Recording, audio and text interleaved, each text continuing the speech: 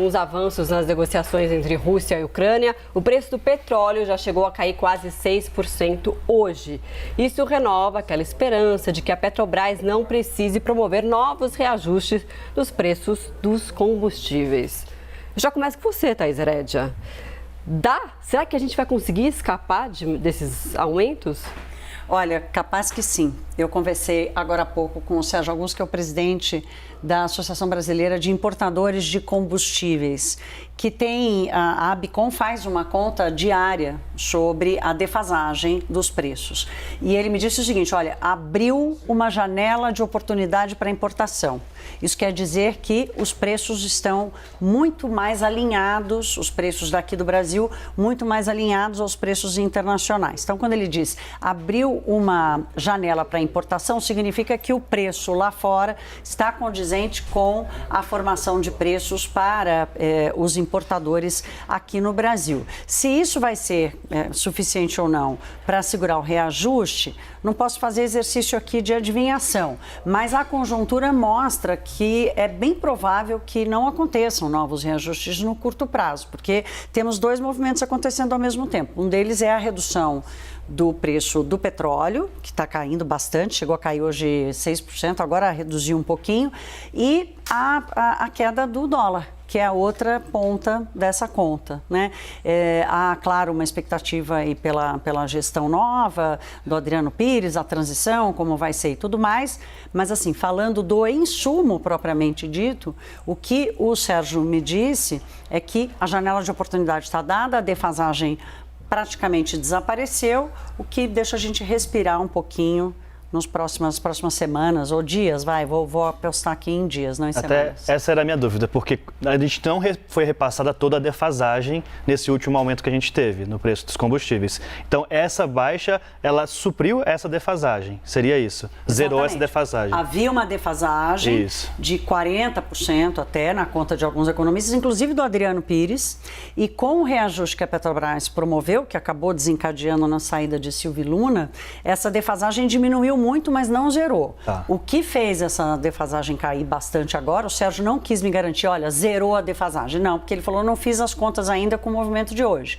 Mas eu posso dizer que abriu a janela de oportunidade para importação. Ou seja, você não faz a operação de importação se não tem como equacionar o preço aqui dentro. Então, quando ele diz isso, ele diz, olha, os preços estão muito alinhados, ele está dizendo que essa defasagem praticamente desapareceu. Se ela fica negativa, aí abre a oportunidade para uma redução. Então, o reajuste não vai para cima e se a defasagem ficar negativa, como já aconteceu no passado, abre oportunidade, inclusive, para redução, mas aí precisa haver mais consistência na queda do preço do petróleo, aí sim, em semanas e não em dias.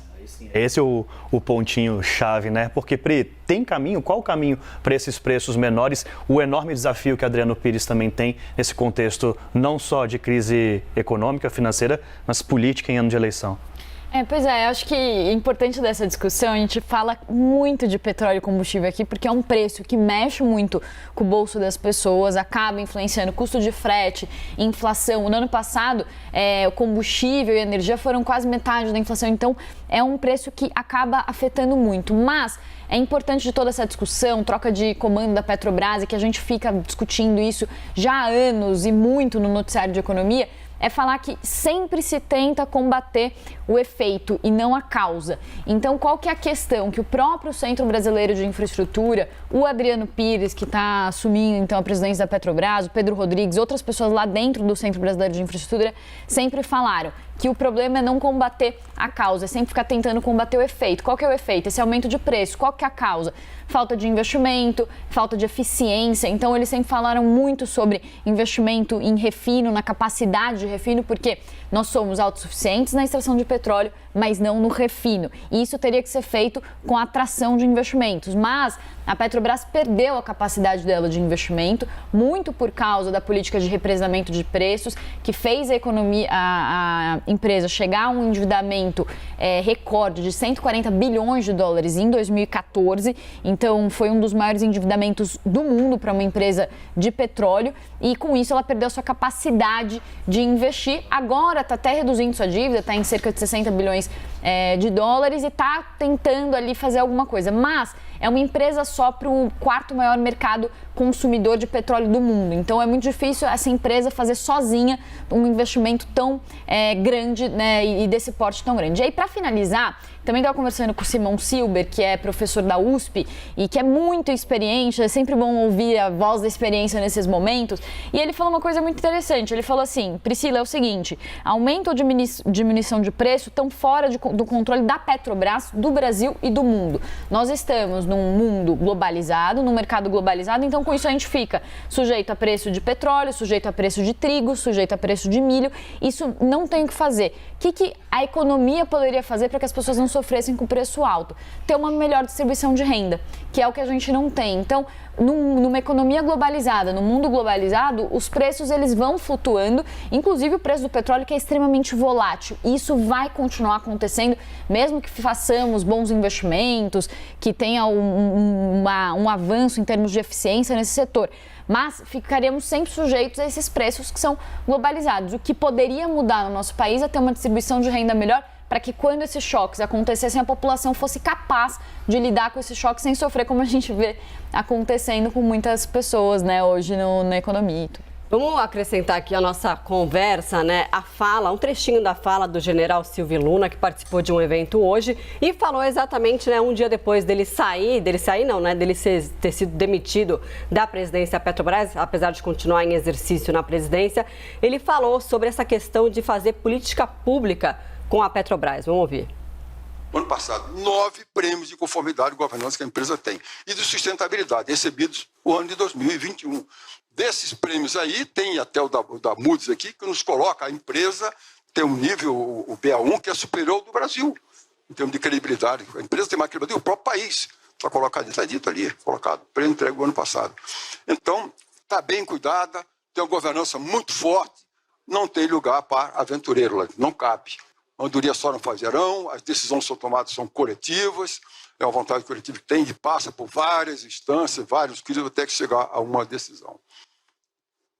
Então, não há monopólio, insistir com essa ideia.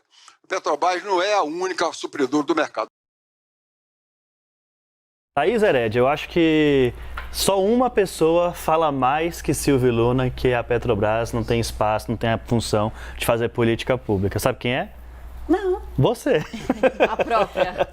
E não tem lugar para aventureiro, né? Agora, destacando essa última fala. Essa não tem lugar para aventureiro. Ele mandou vários recados, né? Mas eu acho importante essa coisa do Silvio Luna ter dito isso sobre a política pública. Ele já tinha dito isso no passado, porque aqui a questão é de identificar de quem é a responsabilidade, afinal de contas, né? Como é que se faz política pública exatamente para promover essa proteção no momento de choques, como a Priscila colocou aqui. Política pública é de responsabilidade do setor público. A Petrobras hoje, se ela retomou a capacidade dela de investimento, como a Priscila lembrou, de lidar com a sua dívida, de gerar impostos, royalties, dividendos, que vão todos sendo sugados pelo Tesouro Nacional, é porque ela recebe investimento do setor privado. Então, para usar dinheiro privado para fazer política pública, precisa combinar antes, né? Depois que todo esse dinheiro entrou, que todo esse investimento for feito, não dá para de repente dizer, olha, eu vou tomar aqui seu dinheirinho para fazer uma política pública. Então,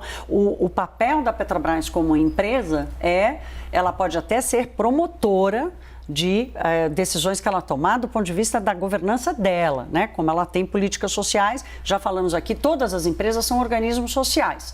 Agora, ser agente da política pública ou formadora de política pública não é papel nem dela, nem de empresa nenhuma. E se a gente for falar do próprio Adriano Pires, se ele de fato for o presidente da Petrobras, o que ele já disse, né? Até a gente conversou mais cedo com a Pri aqui, o que ele já vem dizendo é que também não vai mexer na política de preço da Petrobras. Então, essa troca, na verdade, a gente até chegou a falar, pode ser mais uma questão política, mas que ele pense em algumas alternativas também. Ele está apontando o dedo para o Ministério da Economia, né, Priscila? A gente estava falando disso aqui um pouco antes de entrar. Ele está apontando o dedo para o Paulo Guedes, porque ele está dizendo que a solução está no Tesouro Nacional. Aliás, essa foi uma avaliação comum no mercado financeiro, de que o nome do Adriano foi bem recebido. O problema é que a solução não está na Petrobras, como o próprio Adriano diz e defende. A solução está em usar dinheiro do Tesouro Nacional ou para fazer subsídio, ou para montar um fundo e bancar essa diferença de preço quando houver um choque assim.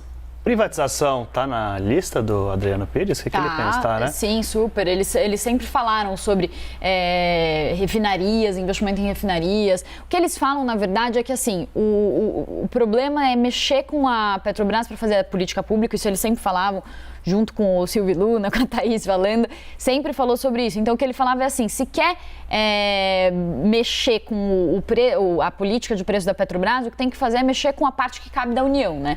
Então, pegar os dividendos, os lucros da Petrobras que são recebidos e com esse lucro que é da União fazer as políticas, né? E ele falou, assim, que o efeito colateral ruim, é uma aspa até que eu peguei de uma mensagem que a gente tinha trocado recentemente, que ele tinha falado que tem um efeito colateral ruim desse aumento de preços dos combustíveis, que é o caos social. Ele falou, em ano de eleição não se pode fazer nada, o fato de o petróleo ter aumentado em ano de eleição não é culpa de nenhum político, mas não pode tomar providências nesse momento, aí sim é culpa dos políticos. Ficou um pouco confuso o fim, mas o que ele quis dizer, ele começou a mudar um pouco o tom de uns meses pra cá, que eu tinha notado, para falar que tem que fazer alguma coisa, não é porque é ano de eleição que não pode se fazer alguma coisa. Meio que já se aproximando ali de um discurso mais do governo, mostrando que assim, sim, o governo tem que agir para conter preços e tal. E é o que a Thaís estava explicando. Então, tem uma parte do mercado, separando o mercado e economia. O mercado gosta da indicação de Adriano Pires, porque acha que ele não vai mexer na política de preços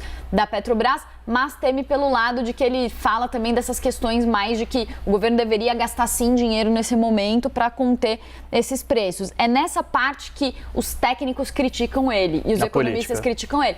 Na parte mais macroeconômica, quando ele fala que não, agora é o momento de usar dinheiro para conter os preços e tal. Sendo que, assim, ele muito bem sabe, que qualquer grande especialista sabe que é que nem enxugar gelo, né? Às vezes gastar nesse momento. Ele defende que é num momento que é necessário, numa necessidade extrema. Ainda assim, tentar conter esses efeitos e, de novo, não conter a causa, que são os investimentos estruturais, ter um setor mais eficiente. Paliativo, né? Exatamente. Muito bom, hein?